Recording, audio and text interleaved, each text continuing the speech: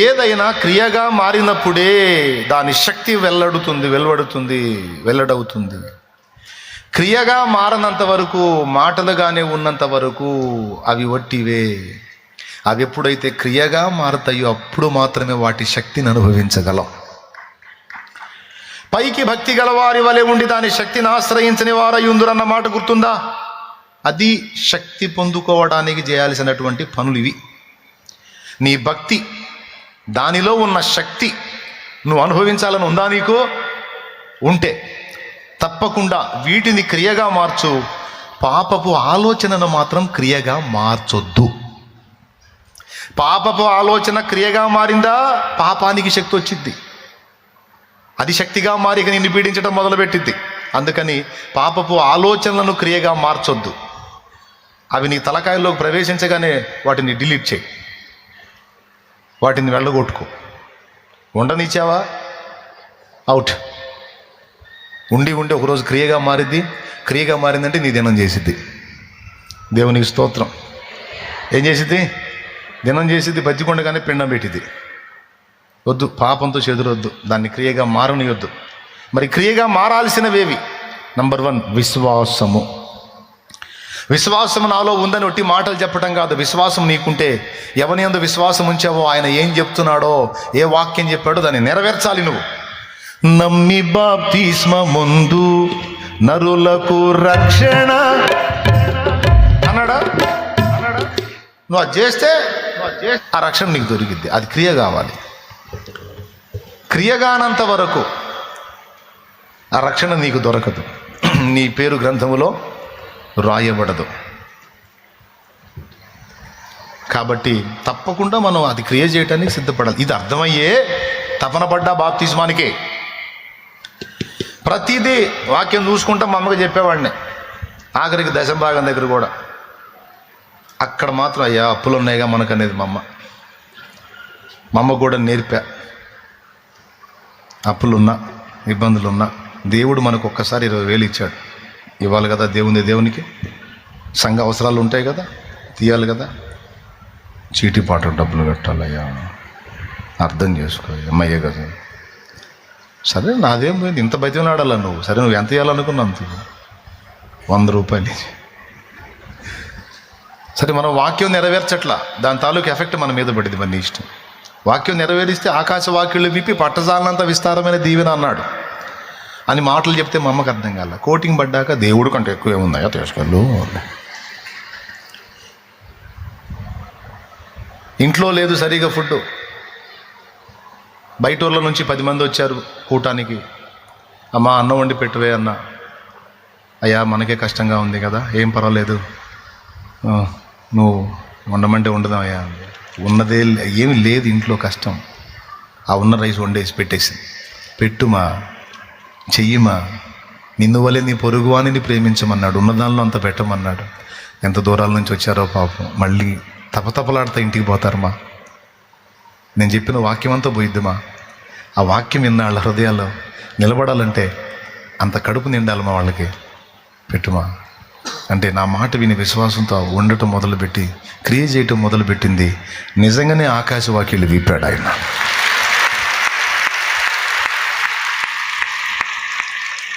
పట్టజాలనంత విస్తారమైన దీవెన. మీకు తెలుసు ఇంకా ఏం జరుగుతుందో మీకు తెలుసు. ఎప్పుడైతే దేవుని వాక్యము క్రియగా మారుస్తామో మనం, ప్రతిదీ ఇందులో వాక్యం దీని గురించి ఏం చెప్పాడు, దీని గురించి ఏం చెప్పాడు. సెల్ ఫోన్ ముందు కూర్చున్నా లేదా టీవీ ముందు కూర్చున్న వాక్యం ఏం చెప్తుంది? దినములు చెడ్డవి గనుక సమయమును పోనీయక సద్వినియోగం చేసుకొనొచ్చు, అజ్ఞానుల వలె కాక జ్ఞానులుగా ఉండునట్లు జాగ్రత్తగా చూసుకోండి అని చెప్పింది. అప్పుడు నీకు అది గుర్తు రావాలి. దీని ముందు నేను కూర్చున్నాను, టైం పాస్ చేస్తున్నాను, దీనివల్ల నాకు వచ్చే ఉపయోగం లేదు, టైం పోవటం తప్ప. ఈ టైం అంతా కూడా ఇలాగ వ్యర్థమైన వాటిని, ఎవడెవడో చేసిన వాటిని చూసుకుంటా నేను కూర్చుంటే నేను సాధించేదేమి ఉండదు. నేనేదన్నా సాధించి, నేనేదన్నా ఫలభరితంగా మారి 10 మందికి ప్రయోజనమై ఇక్కడి నుంచి వెళ్ళాలంటే నా టైము ఈ చెత్త వాటికి కాదు. నా టైము అర్థవంతంగా ఖర్చు పెట్టాలి. అదే కదా వాక్యం చెప్పిందని. అట్లా ప్రతి పార్ట్లో వాక్యం చూడు. ఒక స్త్రీని చూసావు, అందంగా కనిపించింది నీకు, వెంటనే వాక్యం మాట్లాడుతుంది నీతో. ఒక స్త్రీని మోహపు చూపుతో చూసి ప్రతివాడు అప్పుడే తన హృదయం ఆమెతో వ్యభిచారం చేసిన వాడు అబ్బో దేవునికి స్తోత్రం, వద్దు నాయన, నాకు వద్దులే నాయన, నా సోదరి నా సోదరుడు వద్దు నాయన, నాకు ఈ దరిద్రపు ఆలోచన వద్దు. నువ్వు ఎప్పుడైతే నువ్వు వాక్యం చేత సంధించబడతావో, ఆ వాక్యం క్రియగా మార్చుకొని నువ్వు తప్పించుకొని పక్కకి వెళ్ళిపోతావో, ఆశీర్వాదపు జల్లు నీ మీద గురవటం మొదలైతే.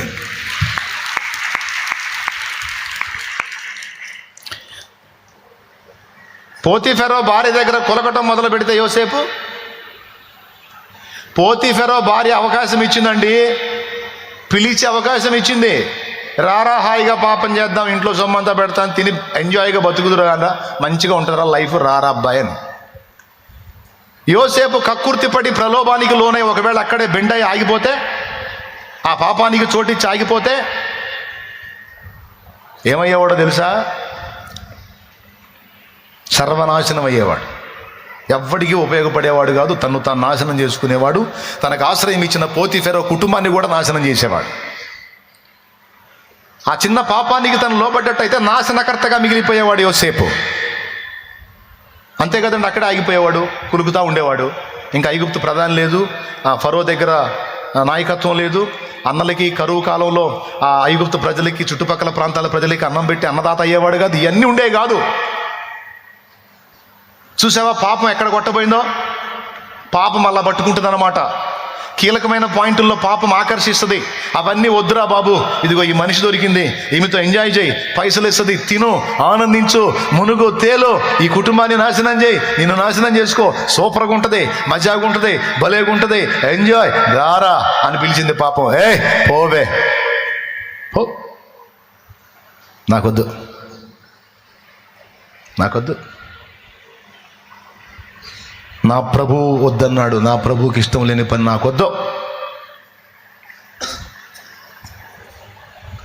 వార్నింగ్ మళ్ళీ చూడు, పాపం లొంగనందుకు బెదిరింపు కూడా వచ్చి, రే పాపానికి లొంగకపోతే నీ అంతు తేలుద్ది, నిన్ను జైలు పాలు చేస్తా, ఆడది అబద్ధం ఆడితే గోడ కట్టినట్టుంటుంది, నీకు మామూలుగా ఉండదు,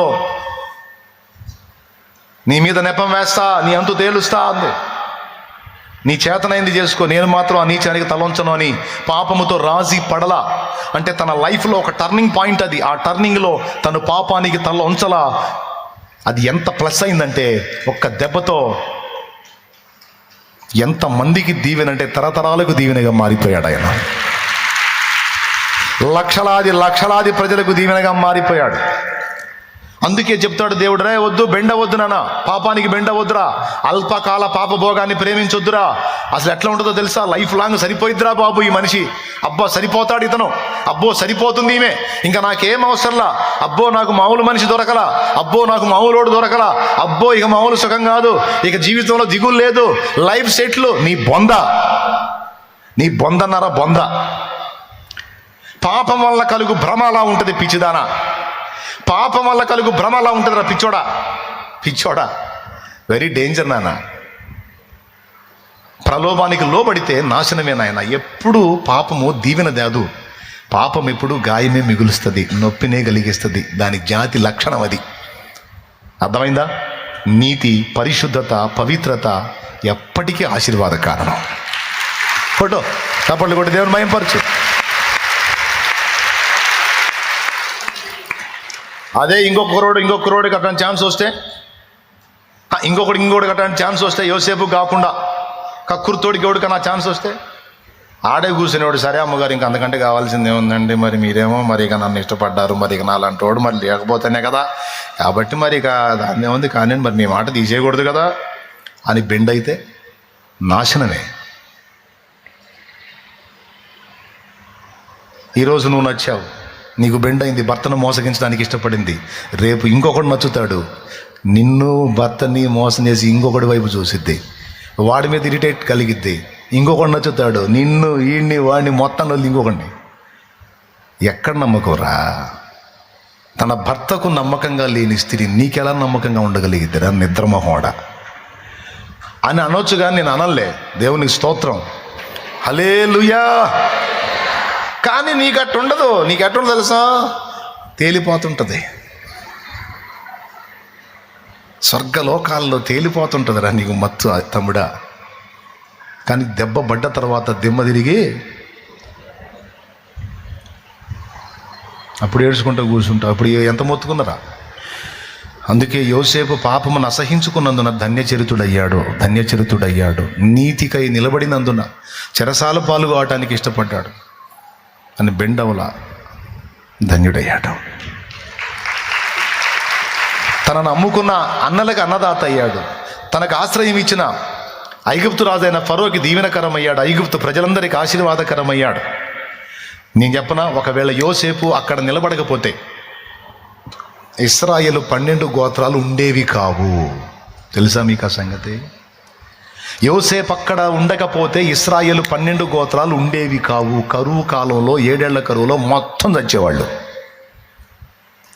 12 గోత్రాలు లేకపోతే 12 గోత్రాలు యూదా గోత్రం లేదు. యూదా గోత్రం లేకపోతే యేసుక్రీస్తు వంశావళి లేదు. ఇక అందులో దావీదు లేడు, ఇక యోసేపు లేడు.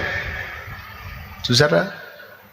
అంటే ఆ ఒక్కడక్కడ నిలబడటం వల్ల తరతరాలకు దీవెన ఎలా అయ్యాడో అర్థమైంది ఇప్పుడు మీకు, ఎలా అయ్యాడనమాట. అందుకే చెబుతున్న, పాపం వల్ల కలుగు భ్రమచేత మోసపోయి దాన్ని హత్తుకోకండి, నాశనం అవుతారు.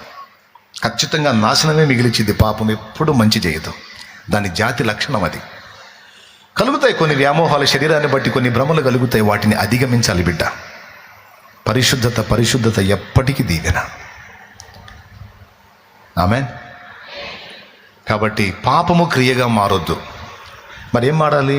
దేవుని వాక్యం క్రియగా మారాలి. పాపం చేసే సన్నివేశాల్లో కూడా వాక్యమే నీ గుర్తు రావాలి.